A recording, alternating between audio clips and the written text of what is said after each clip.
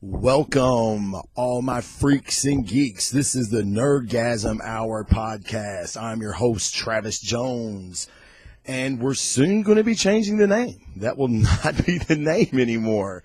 I know some of you really like that name, but it's been taken by a few other people. I did not realize that. So it will be changing into the Blazing Defender Report. When I transfer over to the Giant Size Network, which I'm going to be talking about a little later in the show. But I do want to welcome my viewers. I know I've got a lot of movement out of guest hosting on the From the Helicarrier Network, or From the Helicarrier podcast, I should say. It was a great experience. Those guys were awesome. I had a lot of fun. And McFall, I'm going to get you, buddy. That's all I'm saying. It's coming. It's coming. Karma's a bitch, and so am I. So I'm coming for you. But no, really, I had a great time. Those guys have been wonderful in helping me with this show, and I'm hoping for bigger and better things with those guys when we go to the Giant Size Network. So, in saying that, there is no Periscope tonight. I do tend to do a Periscope broadcast with my show, but I'm not doing that tonight. There were some technical issues, and my phone was dead. So there you go. high tech organization I'm running here. But like I said, the Blazing Defender Report, I have most of the social media up and running now. The Facebook page, the Twitter page, I'm on Tumblr, Blazing Defender. There's no Blazing Defender. Yep, I'm like you. I could not believe that name was not taken. It was either that or Gyrating Jedi. And yes, Gyrating Jedi is out there. I cannot believe no one has that. So get on it now, people. You heard it here first. That's a freebie for you. Let me tell you a little bit about the show. I wanted to make a show for people that wanted to get into buying comic books at their comic shop, but didn't know what to do, didn't know what to buy, didn't know what they even like. Yes, that's a thing. You cannot know what you like because you don't know what content's out there for you. Well, I'm here to help you with that. Everything's out there. Everything that you want is out there. You want Cowboy Ninja Vikings, they're out there. You want something a little more adult, it's out there. There's the world is your oyster when it comes to comic books in this medium. So get out there, explore it. There's a world of fantasy and great stories. I love that about the movies. The movies are showing everybody what comic book fans have always known, is that there's great stories. And the comic book movies that don't work are the comic book movies that didn't stay true to the comic book. Now, some things have to be changed because some things just don't work. I'm sorry for all you fans out there that want Hugh Jackman to wear the yellow and black Wolverine suit. It's probably just going to look weird on screen. I'll be honest with you. It's my favorite suit, too. But in a motion picture setting, in that kind of media, I just don't think it works. And that's probably the reason we haven't seen it. Not that the Wolverine movies have worked either. But anyway, we're going to talk a little bit more about movies that aren't working. But this show is based on comic books. I buy comic books every week.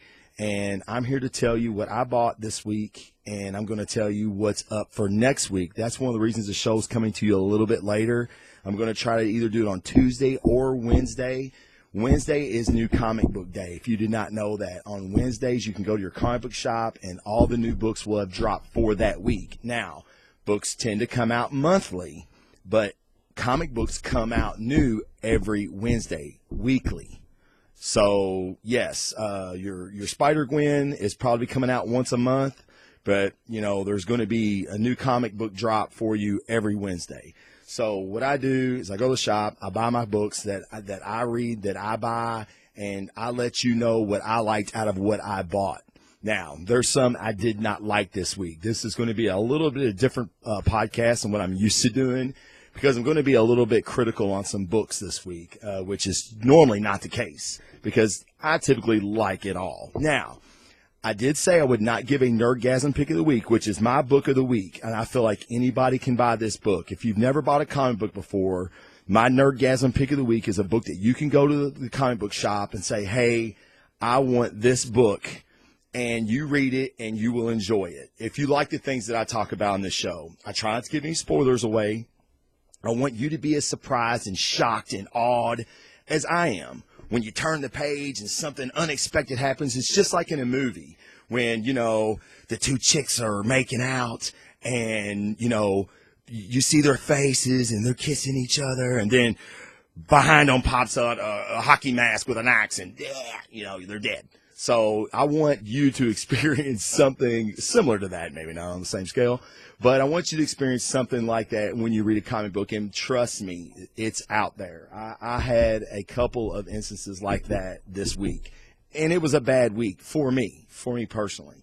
So we're going to get into it, but first, I've said on other shows, I want to show you two things. I don't collect a lot of figures. I mean, as you can see behind me, I do have some. I just buy things that speak to me. Like if I see someone and go, oh man, that's dope, I've got to have that, then I'll buy it, okay? But I always try to get something from Comic-Con, always. Well, as you can see right here, I told you last week that a friend of mine had procured some of these Jim Lee Batman statues, okay? And as you can see, yep, there he is, right there. I have another one. And I said if I could get a second one, I would open it on the air, and that's what I'm going to do for you right now. This is the box. I'm letting the light, can the light change a little bit? There we go. See that Jim Lee sketch, man? It's awesome. Jim Lee's one of my favorites. Love this guy. I've seen this. I've not seen it in reality yet, and check this out. A friend of mine, Steve, a friend of the podcast, gave me this knife. How awesome is that? Yep. And check this out. Watch this. Yeah, that's badass right there. All right, we're going to open it. This was a Comic-Con exclusive that I'm opening, and I've been wanting to do this. You do not know how excited I am right now that I'm opening this. Oh, my God, I've been wanting to see it. All right, you're gonna see it with me for the first time. I'm going to let the light change. There we go. Let's see if I can get it open. Oh, I'm going the wrong way. Here we go. Ready? See that? You got the Jim Lee sketch there on the right or the left, whichever way you're looking at it. And there's the figure. The Jim Lee sculpted figure. Oh, it's so awesome. I love it. I love it. It's so badass. And in the case is magnetic. This box is magnetic. See? So it shuts by itself. So you can just openly display it and shut it. Pretty cool. I love it. I love it. Thank you, Sam, for getting me this. This was awesome sauce. Now, something else I want to share with you. I'm a big Tim Sale fan. He's done several trades, several story arcs I've really liked. And a buddy of mine contacted me and said, hey, man, I can get you a Tim Sale original print that's autographed. And I was like, I'm in, brother. I'm in. Let me see it. And this is it. Him and Bucky fighting a group of Nazis. You see the Nazis down there dead. You see one right there with a bullet hole in his head, which is pretty cool. And then there's the Tim Sale autograph right there, 2011. Tim Sale in the corner here. But, yeah, man, that's getting a frame really, really soon. And my wife don't know it yet, but I'm putting it in the living room. I don't give a shit what she says. This is freaking art, damn it. And it's going up. But, no, I want to, again, thanks my buddy Sam for procuring that as well. Super, super awesome stuff, guys. I'm stoked over it. All right, now, I want to talk about the comics for the week. I'm trying to use my radio voice. How's that? Is my radio voice better? I can't do that. Jesus Christ, I would kill myself if I did that all the time. Okay, first book of the week. Deathstroke Annual #1. And check that cover out. Brett Booth. See Superman right there? Okay. That's good. You see Superman there because he's nowhere in this comic book at all. Okay. The cover's really nice. And that's about as far as it goes for me on this book. The artwork is good. Tyler Kirkman. It's usually Tony Daniel, but it's Tyler Kirkman in this issue. His style is cool. He's not, it's not terrible by any means. Don't get me wrong. But this is what the problem with this book is. For one thing, it's got Superman on the cover. He's nowhere in the book. There's no mention of him. There's no nothing. So what the hell? Okay.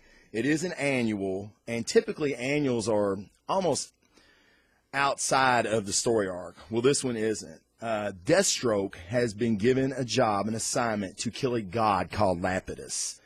He had to go to Paradise Island, which is ran by Wonder Woman, and he was supposed to kill this god. What he ends up doing is basically letting him loose instead of killing him. He actually let him loose.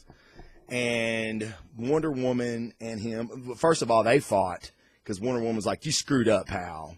Well, then, as always, and a team-up usually goes, like I said, it's so predictable.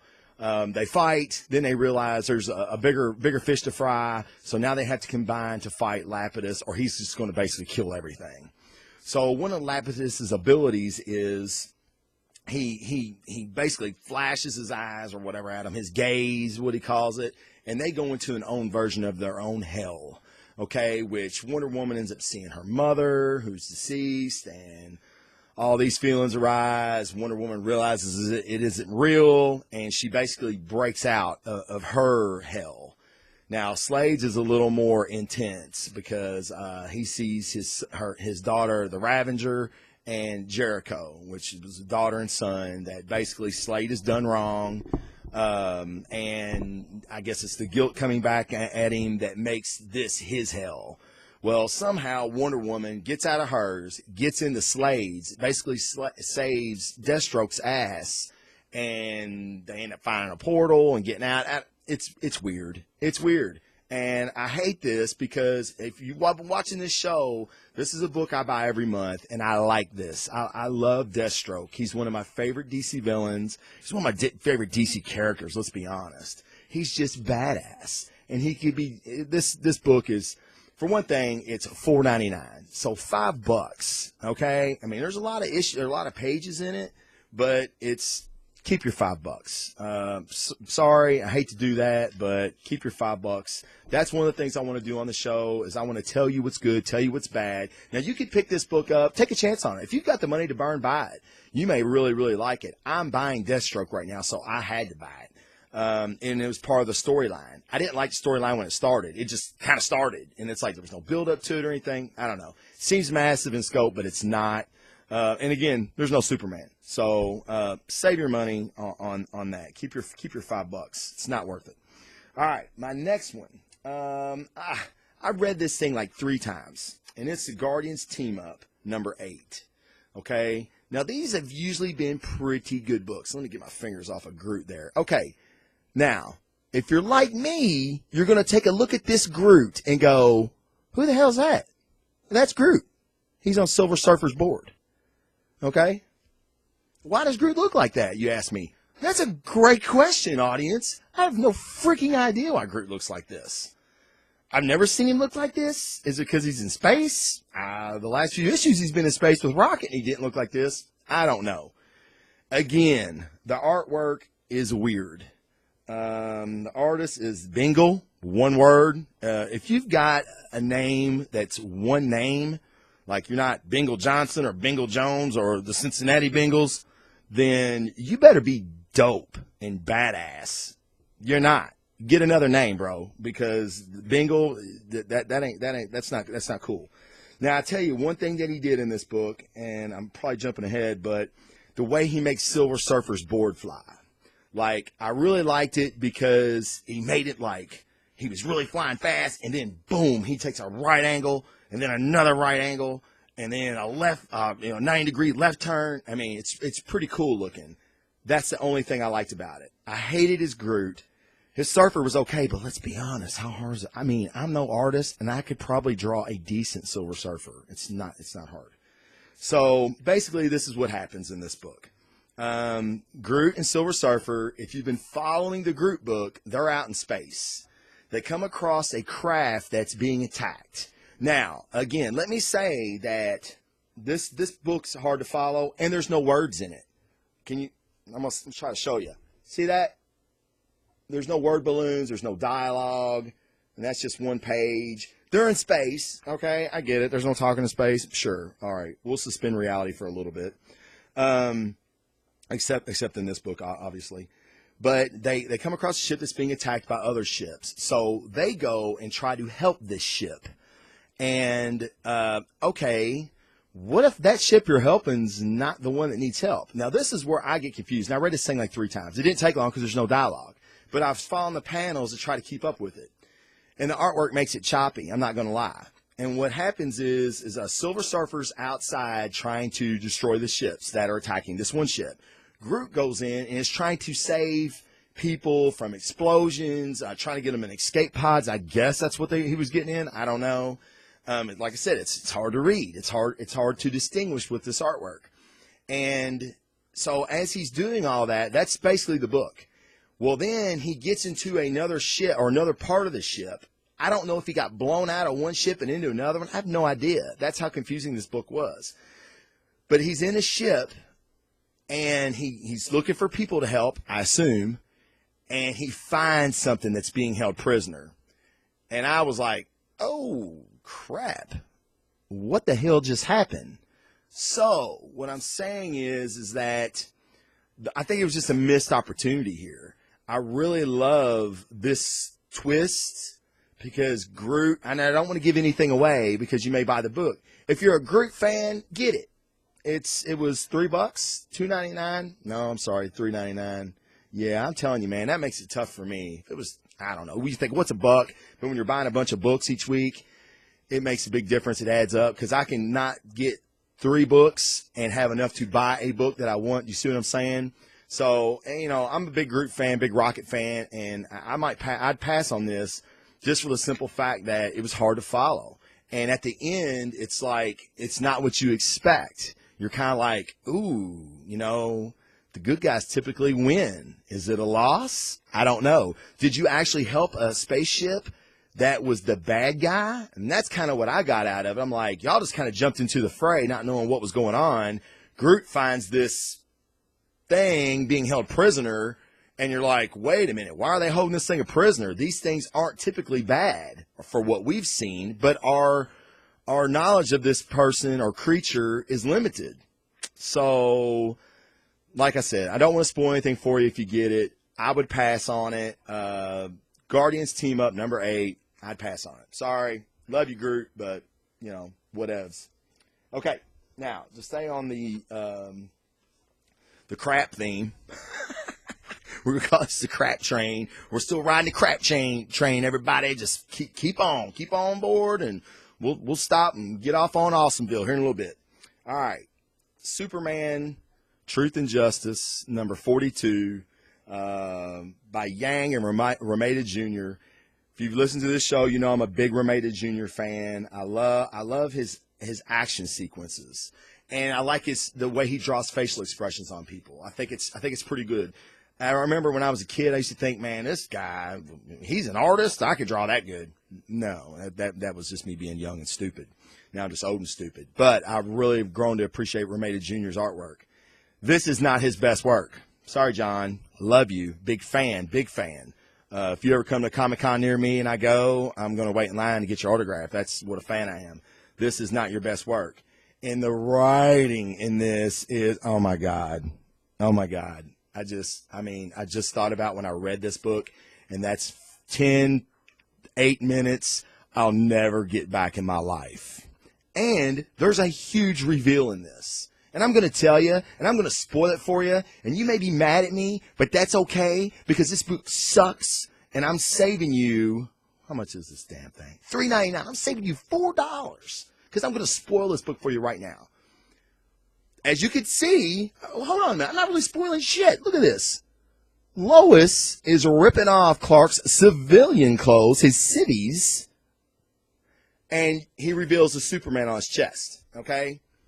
Guess what? Lois woke the fuck up and realized that Clark Kent is Superman in this issue. And it's like 6 panels. It's worded weird. It's not what you think a reveal like that should be. Total, utter letdown. And they're fighting like this this tech guy, and and Superman's got this weird power where he erupts now. I'm a huge Superman fan, and on the heels of Batman versus Superman, you couldn't ask for a more rabid fan than me when it comes to Bats and Superman. You're ruining DC. Please get this Yak, whatever the hell his name is, get him off this book. Get somebody on, get Johns on there. I don't know who you have anymore. Get them on there because this is crap. Okay, $4. You got to be out of your mind. All right. Don't make the same mistakes I did, kids. Stay in school. Don't do drugs, or if you do drugs, just do them responsibly. Okay. All right. Now, first stop, Awesomeville. Here we go. We're gonna get this party started now. Star Wars. Yep, number 7. Now, if you'll notice, this is the variant cover by Simon Bianchi. I think that's how you say his name. Okay, it was like $12. Don't tell my wife; she'd be killing me if she knows I spent $12 on a comic book. But this is the variant cover. I loved it. I thought it was awesome. I'm a big Ben Kenobi fan, and if you again watch this show, you know what a Jason Aaron fan I am, and a Star Wars nerd, just overall. This is a spectacular book. It's a pretty much a one-off, and it's about the days of Ben Kenobi as he was hiding out after Rule 66 happened on Tatooine. Ben has one goal, and that is to protect Luke. Okay, he's watching over him, making sure no harm comes to him. Now, in doing that, Ben has basically become a hermit. He doesn't hardly go into town unless he has to. And all the things that he sees, all the injustice that he sees, he keeps it out of his mind. He basically turns the other way. He knows he's a Jedi, but he cannot let anybody else know he's a Jedi. It's too dangerous for him, and it may lead them to Luke. Okay, so there's a drought going on in Tatooine, and water farming is a huge thing. And basically, people trade water for food. Now, there's a drought, so the water farmers are having a rough time. Well, it doesn't help things when you've got Jabba's thugs and goons coming in and embezzling everybody's water, basically strong-arming it, taking it for their own. Now, these farmers can't go and get food. So, but Ben sees all this, and he's like, I can't do it. I've got one goal. I'm not a Jedi anymore. Okay? Qui-Gon, he even says this in the book, Qui-Gon, you didn't teach me this. You didn't teach me how to fade away. And I thought that was a very, very powerful, because you're a freaking Jedi, man. You've been a Jedi since you were a child, and that's the only thing you've known, and now you have to learn to be something else. Very, very well written. I tell you what, all the crap books that I just saved you money on, there you go. You get this one. Okay, you can even buy the variant because I saved you $12. All right. This is a super book, and what's even better about it is at the end. I don't want to give anything away because the end was pretty cool. Ben is reminded of what it means to be a Jedi, and the lesson comes from probably the most how can I say this without giving it away? The most unexpected person this lesson comes from, which kind of is a precursor to what happens in this person's future. So excellent written book. Simon Bianchi, he's not one of my favorite artists. He has a very strange, I don't want to say blocky style, but it's very angular. I don't know. If you know, I'm sure somebody way more intelligent than me could describe it a lot better. But I'm not a big fan of his art. But, man, he hits it in this. The way he draws Tatooine, the dryness of the desert, the colors are great. Super excellent book. And the regular cover price is $3.99. $4, well worth your money. If you're a Star Wars fan, you should kick yourself in the ass right now if you're not buying this book. Great book. Jason Aaron, you're carrying Marvel, brother, and you're doing it well.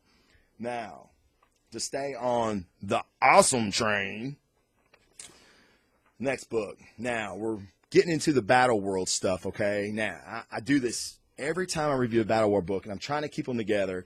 I only have 2 this week, which is real strange for me because I'm loving the Battle World stuff and the Secret War stuff. All right, the multiverses collapse. Our Marvel Universe 616, the Ultimate Universe 1610. They're basically all lumped into a domain ran by Dr. Doom. He's created his own world after everything died, basically, and he took bits of Marvel lore, these dimensions that were available to him when the world collapsed, and he put them all in one world called Battle World, and he rules supreme. He is the All-Father Doom, okay? So a lot of characters that we're used to seeing, like the Black Bolt in this, Inhumans, Attila Rising, is my next book. All right, nice little segue there. I finally had a segue. McFall would be so happy about that.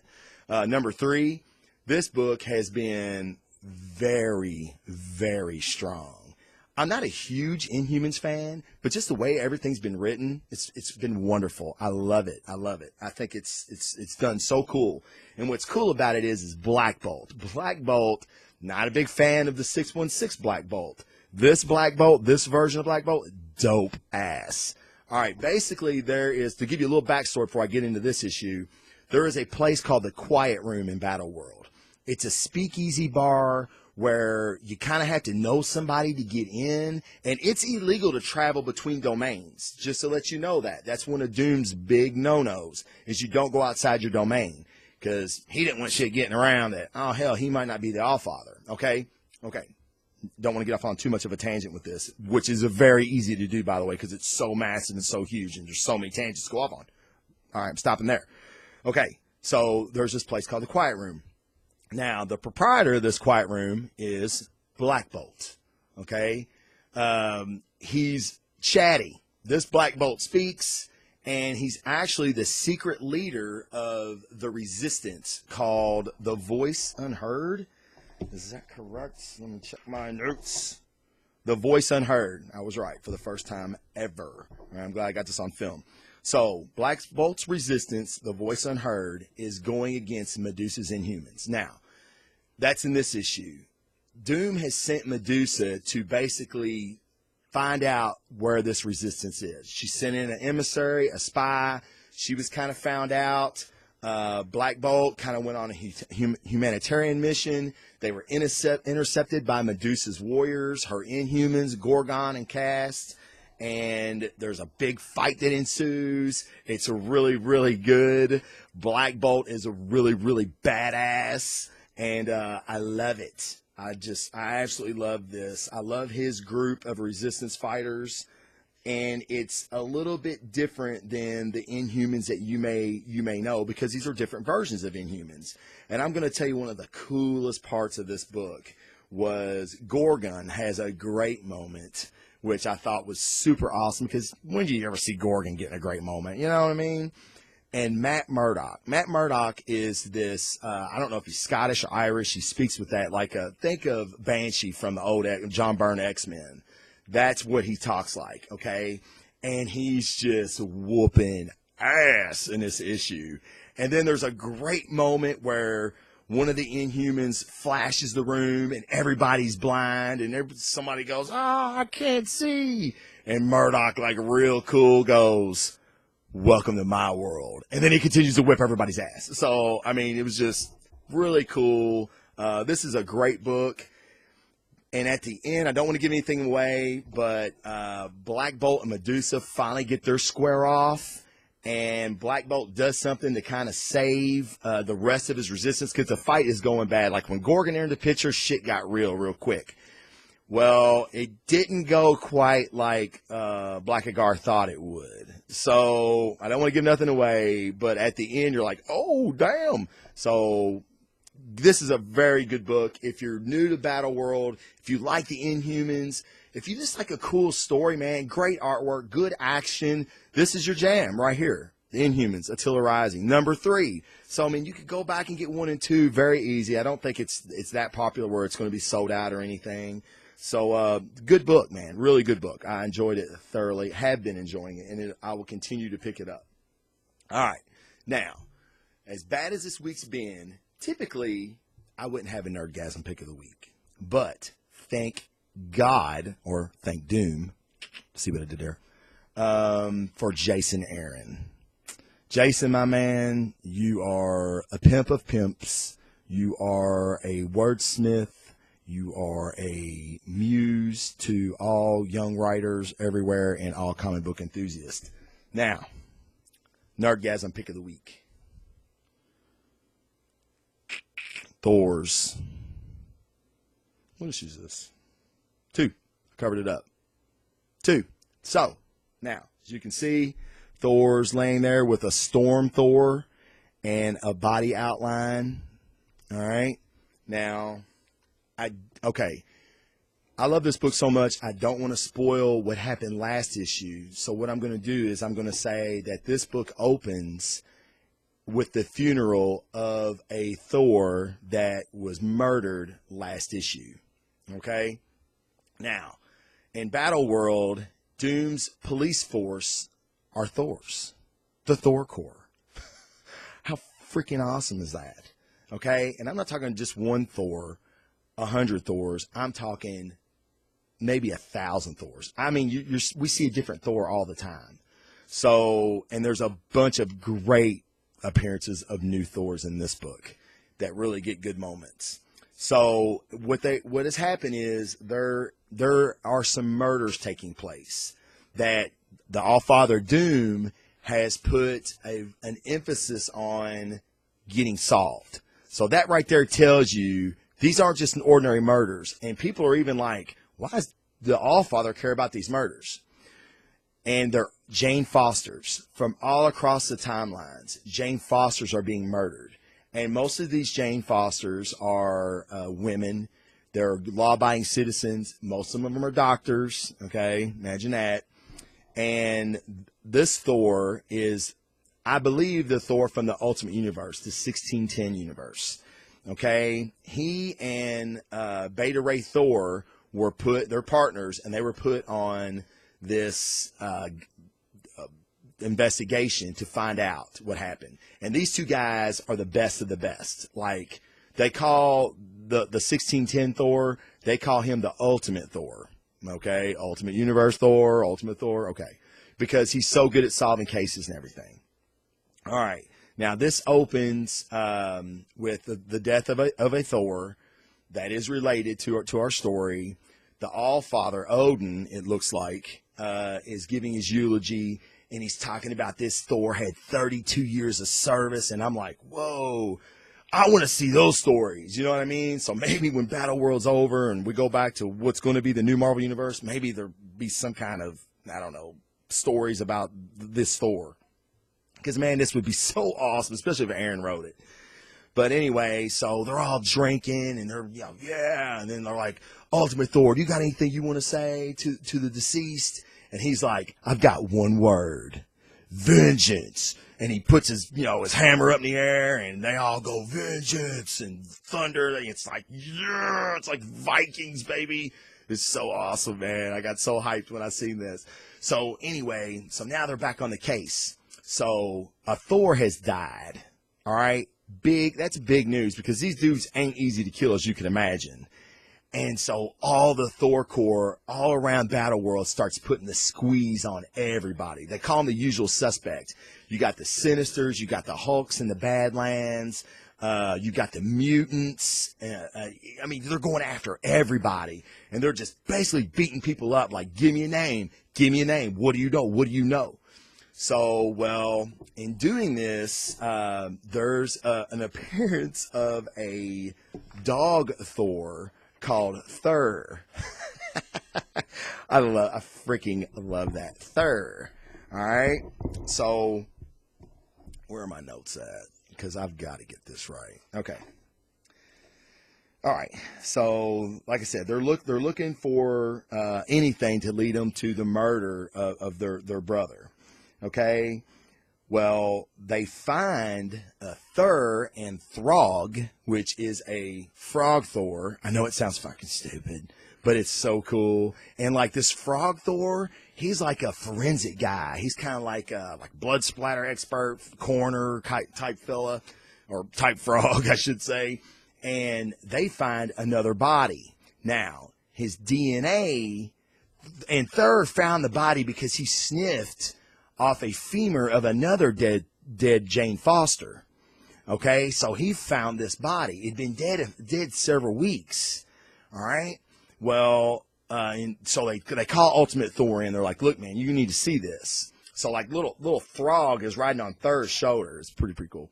So, you know, he's like, oh, let me guess, no prints, because none of the other Jane Fosters had any ID to them. And they're like, no, the prints did come back as Donald Blake. And Ultimate Thor kind of looks at him. They're like, does that mean something to you? And he goes, it sounds familiar. Now, does that mean that he's starting to remember, like, his other life before Battle World? I don't know. I have no idea what that means. But it meant something, and I think it's going to mean something to the story going on. So anyway, they're kind of dumbfounded about and he's a guy, and it's another Jane Foster's DNA, but his name's Donald Blake. What the hell's going on? Well, then Thor gets a sniff of somebody around. Like, there's somebody in this room.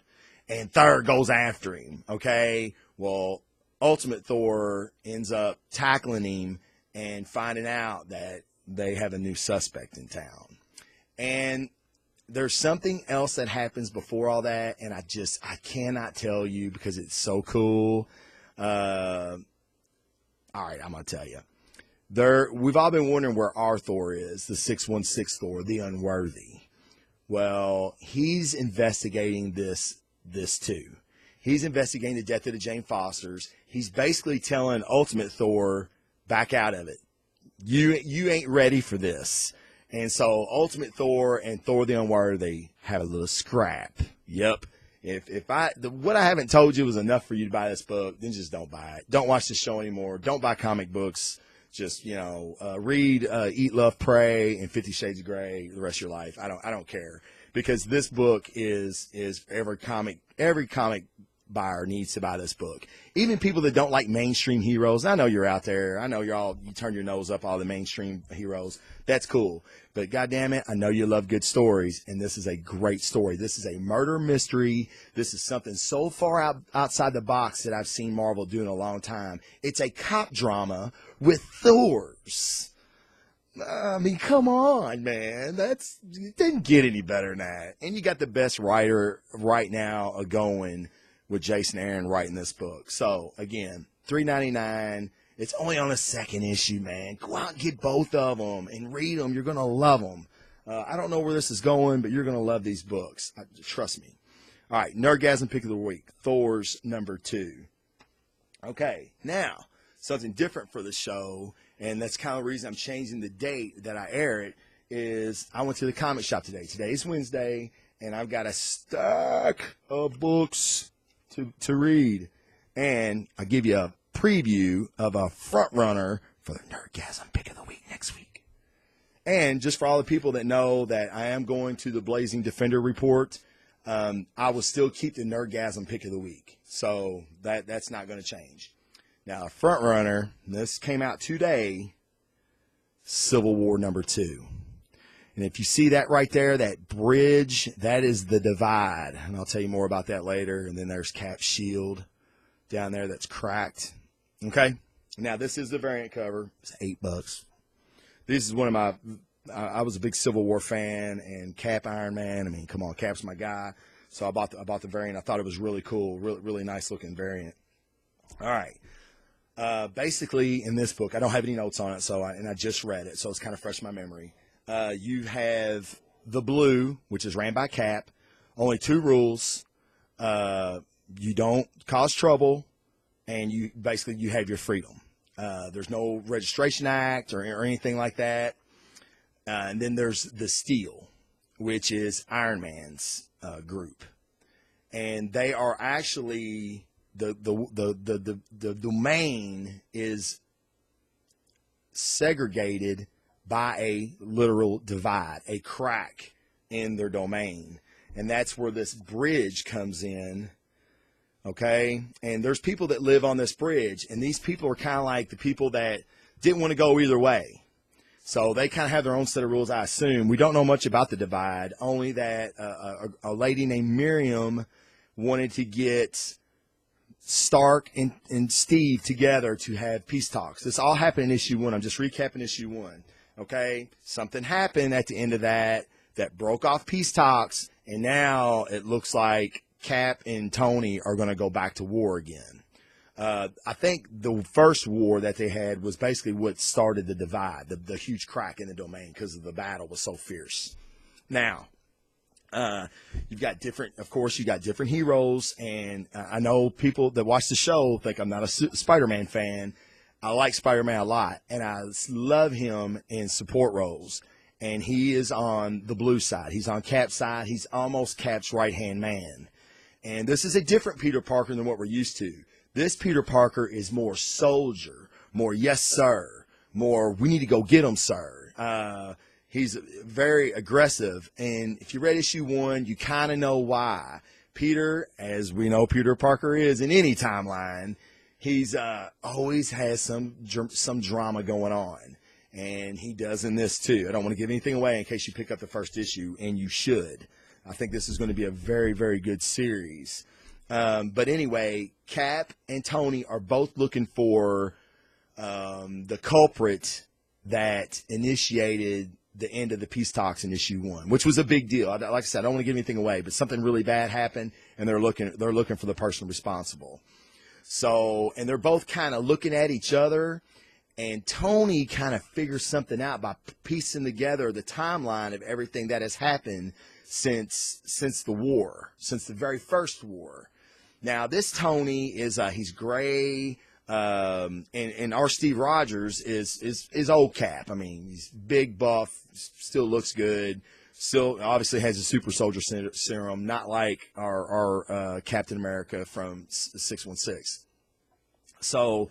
And Tony has kind of put a very close companion of his in a spy role to infiltrate the Blue to find out more answers. Now, we end up finding out there's more players on Cap's side. The Beast is on Cap's team. Storm is on Cap's team. We know She-Hulk is on Iron Man's team. Black Panther's on Cap's team. Cap's got a pretty nice little roster. Elektra, Yuri from Wakanda is the new Black Panther. So Cap's got a lot of heavy hitters. And it was funny. There's a mention of a Hulk, and Tony makes reference and says, "Yeah, if you had a Hulk, I would know it." Like Cap kind of threatens, like, "Hey, next time it's going to be a Hulk, bitch." And Tony's kind of like, "Yeah, right." So, and we all know Steve don't bluff. So I think they do have a Hulk, and I don't know who it is. So because there is that's called the Badlands, and that's where Old Man Logan's story takes place, is a domain called the Badlands where all the Hulks irradiate. Everything's gamma irradiated. So everything is a monster, basically. A plant's a monster, a fish is a monster, all the Hulks are crazy.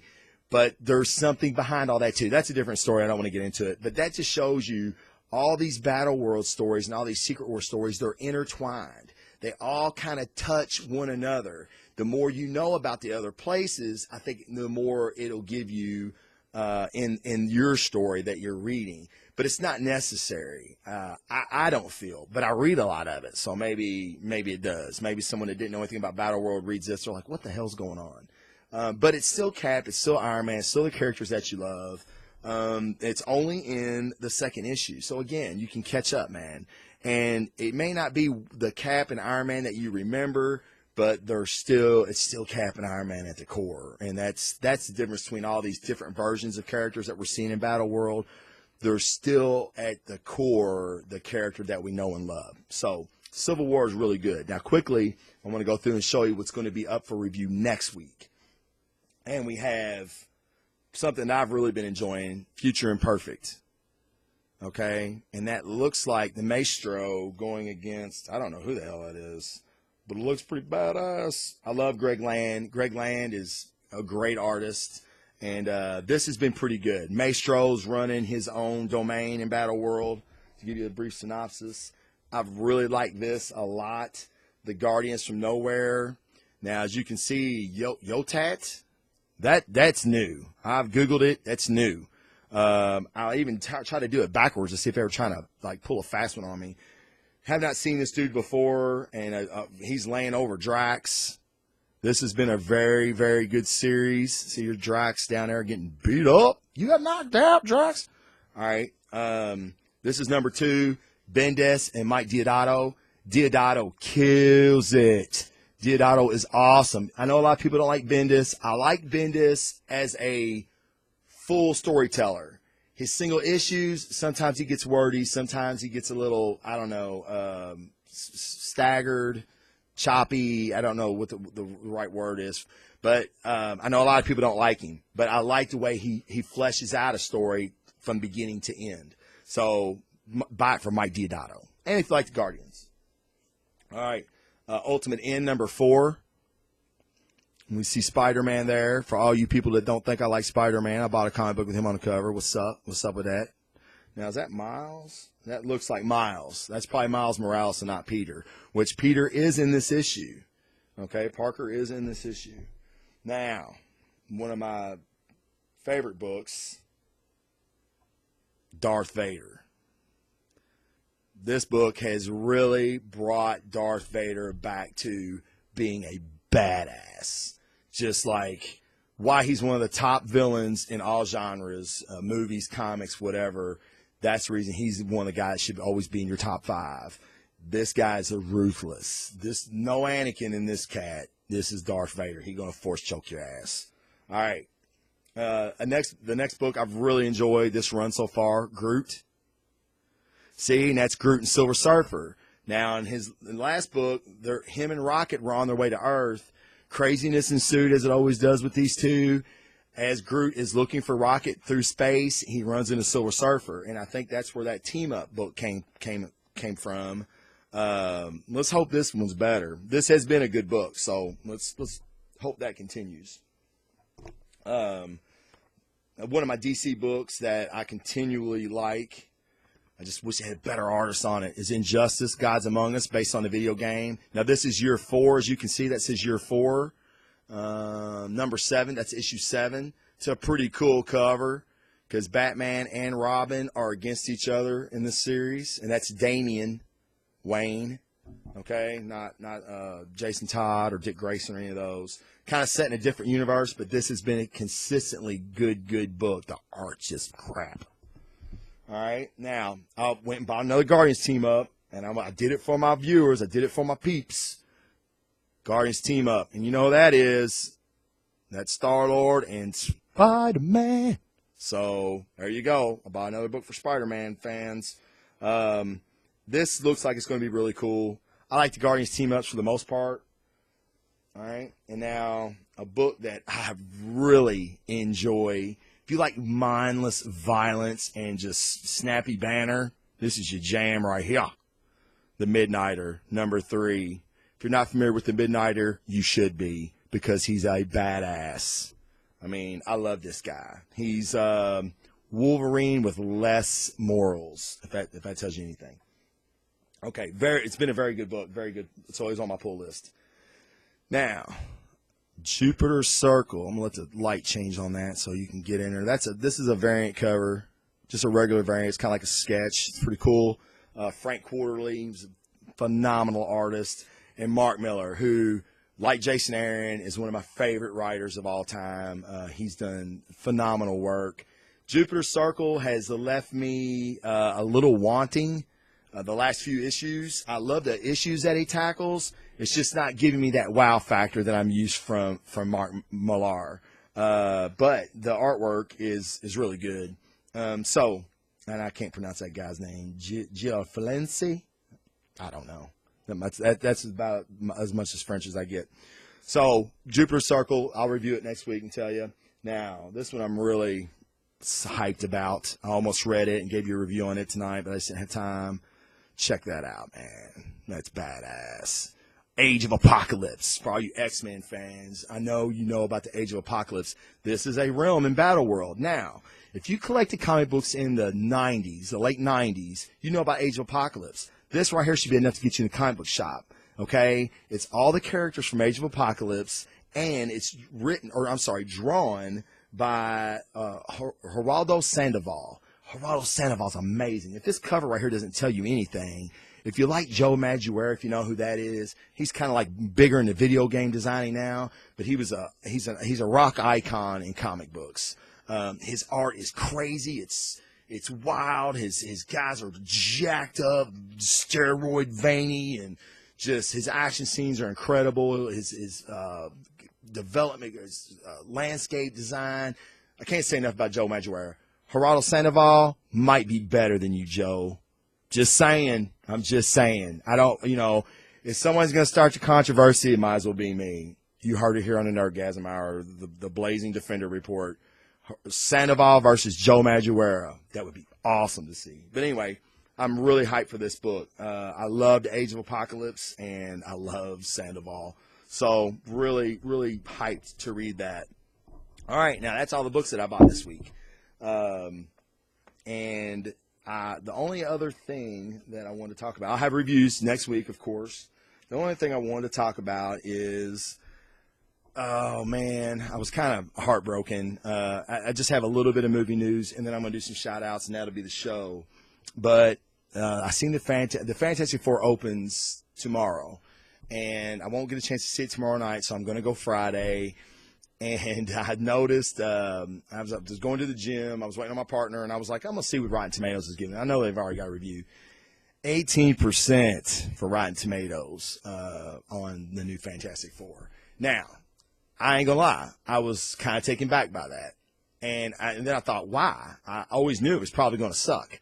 But after seeing the trailer and hearing about how Doom's not just a hacker, blah, blah, blah, I thought, man, they might be onto something here. I'm going to give it a chance. I want all comic book movies to do well. I don't care if they're DC, Marvel, Image. I don't care. I want them all to do well. Because, for one thing, I want to go watch them and be entertained.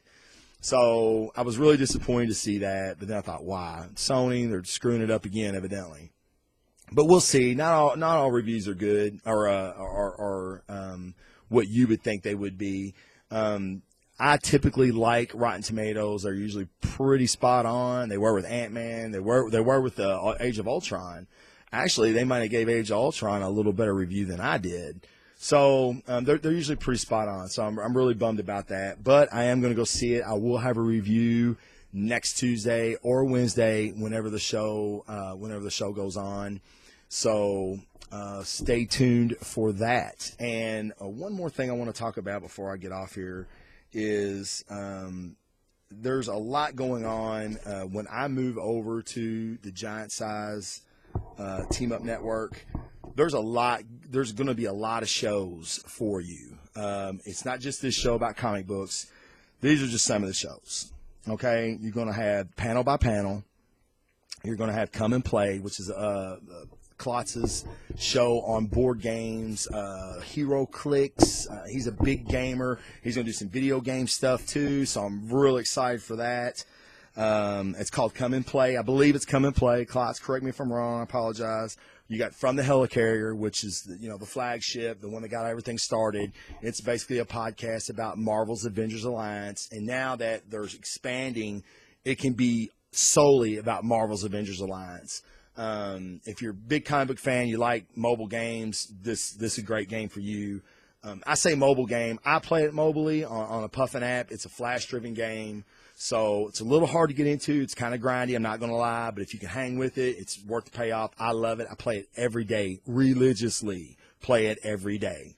So check those guys out, McFall, Klotz, Abbott. Those guys they're gurus when it comes to this game. They help me stay in the game and get better in the game, which therefore increased my enjoyment of the game. So kudos to those guys. You had the Marvel Cinematic Universe, which is a podcast with two guys. Their names escape me. I listen to them all the time. They're funny. They're very knowledgeable, very comic knowledgeable, very movie knowledgeable. And they basically reviewed, like right now, since nothing's coming on since Ant-Man's release, they're going back and reviewing the first Iron Man, and they're doing that, and they're just giving their reviews on stuff. They come up with some news, some rumors, some casting news, Great podcast there too. And one I'm really excited for is the DC Cinematic Universe podcast. I believe it's two friends of those guys, and I'm really looking forward to that. They're going to be talking DC TV, DC movies. So a lot's going to be going on this network, man. You need to check it out. Now, two groups that I want to plug myself, two groups I know support this show, and I'm forever grateful for. Comic Jacked on Facebook. I'm an administrator. If you want in, please type in Comics Jacked on Facebook. Ask to join. I will approve you. These guys, man, they trip me out. There's so much knowledge in this room. Obscure people that I'm like, who the hell they made that character up? And then I go Google it, and there they are. And I'm like, holy shit, I didn't know that. So, and they do tournaments all the time. Like, you know, we're having an administrative tournament right now where an admin picks a few people in the group, and you get a draft of heroes, and then you go after it. And it's like basically a debate, an online debate. It's really cool. If that sounds like something, you don't even have to participate. You can just read it. And that's what I do a lot of times. I troll that shit. I ain't gonna lie, because I'm so out of my element with those guys. And I know a lot of comic knowledge. So, but that's a great place to go get stuff. A great place for movie rumors is a group called the Marvelites on Facebook. Type in the Marvelites, and they'll let you in. Brett is super at getting people in the group, and I don't know how he finds out the stuff that he does as fast as he does. I mean, when I get something that I can put on that site, and I beat Brett, then I'm like, yeah, you know, I feel like I've won for the day or something, you know, because he's so good. He's on it all the time. So another great Facebook group to get involved in. So for that, that's probably going to be my show for the day. Guys, I want to thank you. If you made it this far, you're family to me. If you know anybody that's wanting to get into comic books, tell them to check out the show, man. You know, that they can just skim through it. What I try to do is I try to hit high points for everybody, even if you're not a comic book fan. But, you know, most comic book fans support shows like this, and I truly appreciate it. But, you know, if you've got somebody, let's build our community. Let's get more people into comic book stores. I don't want to see them go the way of B. Dalton or Books A Million. You know, those places I love those places growing up. I just like all books. I love stories, man. I love stories, and comic books are just another medium for that. So please, like my Facebook page, the Blazing Defender Report. I'm on Twitter. I'm on Tumblr. I'm on Instagram. I'm on all those places. Send me a question. My email, blazingdefender@gmail.com. Just Blazing Defender. No report. blazingdefender@gmail.com. Send me a question. I'll read it on the air. I'll give you a shout out on the air. I'd also do a show on Periscope at the same time I'm doing this, and I'll take a Q&A at the end. So please tune in for that. I didn't do that this time because my phone died. Sorry, high-tech operation I run here.